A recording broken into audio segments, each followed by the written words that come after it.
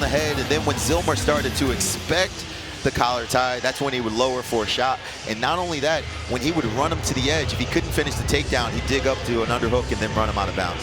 You know, Zillmer is just going to have to try to go upper body with him. He's going to have to match something and try to do something big, whether it's a throw or some sort of leg attack, but he's going to have to be a bit more offensive. He spent the entire first match reacting to everything that Kyle Snyder threw his way. Back underway here in the blue, that's Snyder. In the gold and red, Hayden, Zillmer.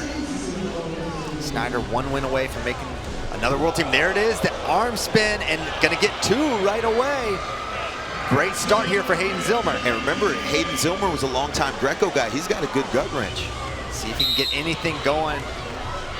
Not much time to work from the top position.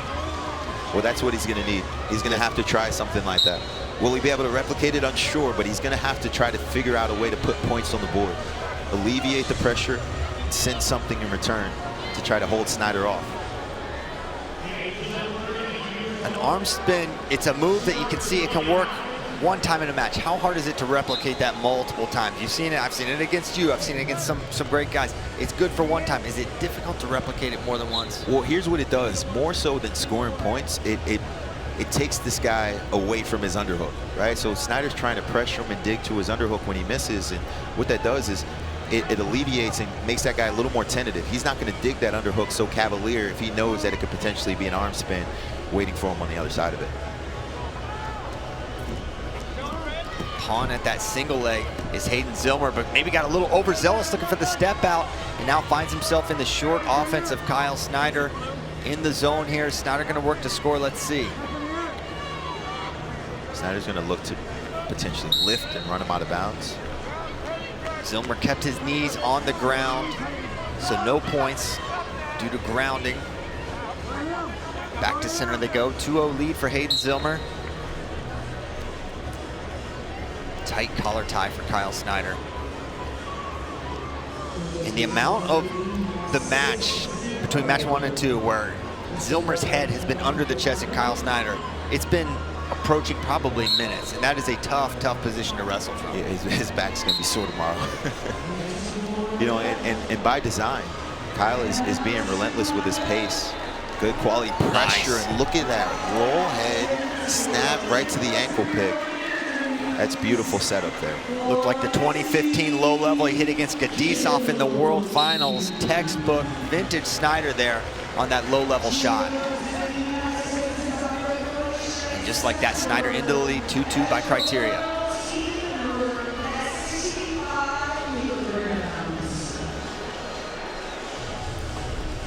Snap to the level change there by Kyle.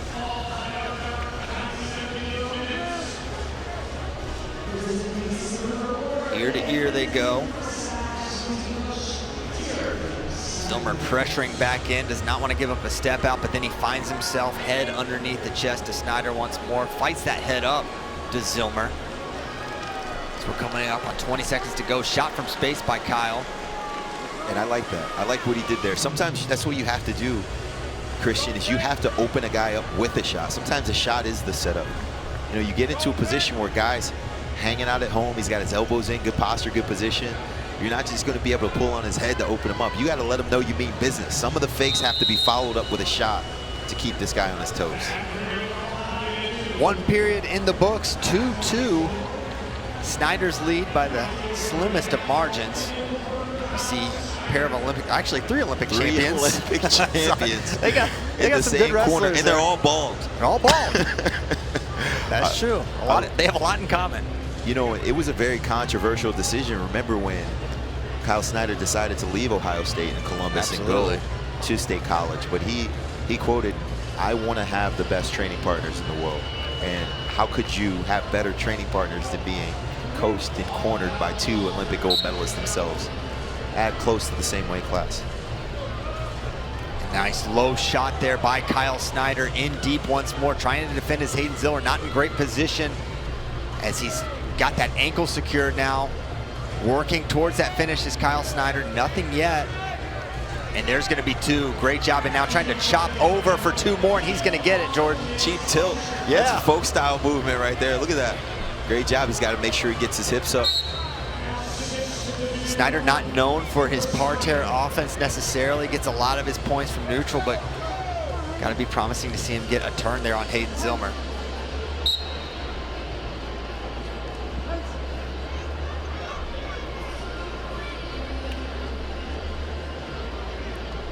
Jake Varner, the last domestic loss for Kyle Snyder back in the 2016 Olympic trials. Unbelievable the stranglehold Kyle has had on this weight class. And he plans on wrestling for a long time. That's what he said, it's consistently. And there's another high single leg for Kyle Snyder. Chases it down, 2 more. Starting to figure some things out offensively as Kyle Snyder, as he now leads 8-2. Yeah, one of the things I found interesting that you mentioned that is it looks like Aaron Brooks is committed to go up to 97 kilos in 2028. I think having 2 of the guys of that caliber, Olympic bronze medalist from Paris himself, you know, creates a really competitive room. I know that these guys probably like to push each other, but we'll see how they can kind of manage that dynamic as they get closer to the Olympic trials in the next few years. Yep, 3 years away in LA 2028. It's one of the many collisions we're looking forward to for those Olympic trials.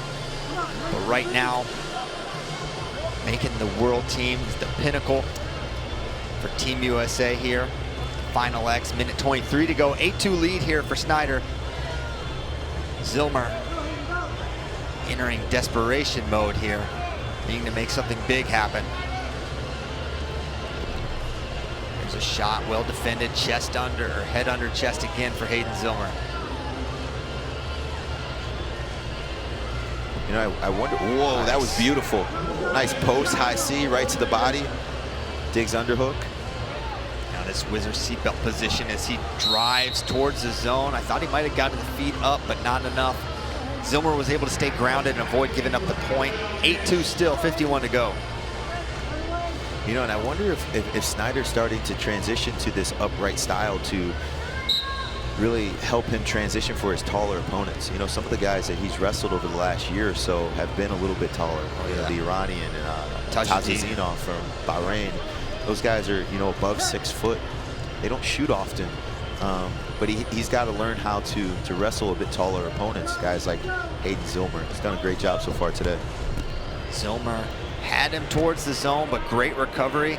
Snyder walked the tightrope there. Front headlock here. 21 to go. Snyder not showing much sign of fatigue despite a lot of output. Same could probably be said for Zillmer. Another shot for Kyle. Comes up underneath, 14 seconds to go.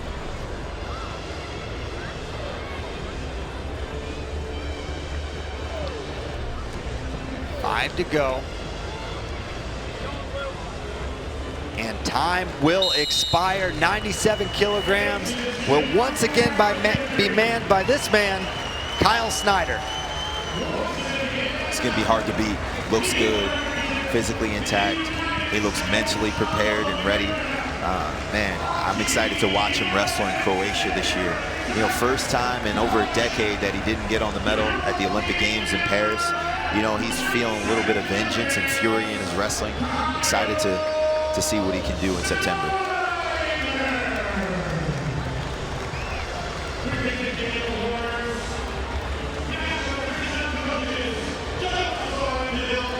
Take a look at just how Kyle was able to get it done.